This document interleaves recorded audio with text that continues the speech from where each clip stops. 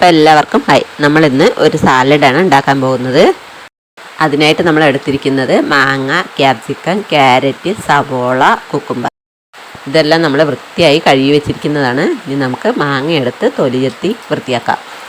മാങ്ങ പറിക്കുമ്പോൾ താഴെ വീണതുകൊണ്ടായതാണ് ഈ പൊട്ടൽ, അല്ലാതെ മാങ്ങയിൽ കേടൊന്നുമില്ലായിരുന്നു. നമ്മൾ ഈ മാങ്ങ തൊലി ചെത്തി വൃത്തിയാക്കിയതിന് ശേഷം ഇതുപോലെ കട്ട് ചെയ്തെടുക്കുന്നുണ്ട്.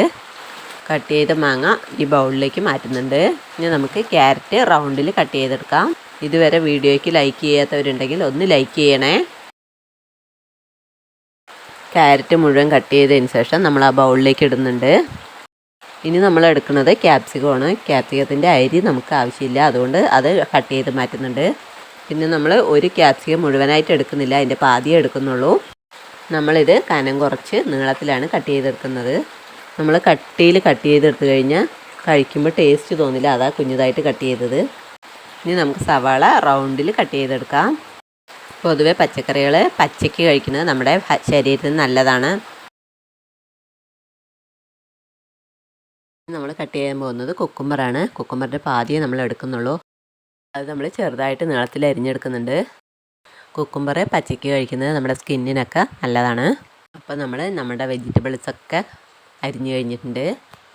ഇനി ഇതിലേക്ക് ഉപ്പിട്ട് കൊടുത്തിട്ട്, ആവശ്യത്തിന് ഉപ്പിട്ട് കൊടുത്തിട്ട് നമുക്ക് നന്നായി ഒന്ന് ഇളക്കിയെടുക്കാം. നല്ലോണം ഇളക്കി ഉപ്പ് എല്ലായിടത്തും പിടിച്ചു കഴിയുമ്പോൾ നമുക്ക് 3 സ്പൂൺ വിനാഗിരി ഒഴിച്ചു കൊടുക്കാം. അതിനുശേഷം ഒന്നുകൂടി ഇളക്കി യോജിപ്പിച്ചതിന് ശേഷം നമുക്ക് കുറച്ച് സമയം വയ്ക്കണം. കുറച്ച് സമയം വയ്ക്കുമ്പോൾ വിനാഗിരി ഉപ്പും എല്ലാം പിടിച്ച് നല്ല ടേസ്റ്റി ആയിട്ടുണ്ടാവും. അപ്പോൾ നമ്മുടെ ഹെൽത്തിയും ടേസ്റ്റിയുമായിട്ടുള്ള വെജിറ്റബിൾ സാലഡ് ഇവിടെ റെഡിയായി.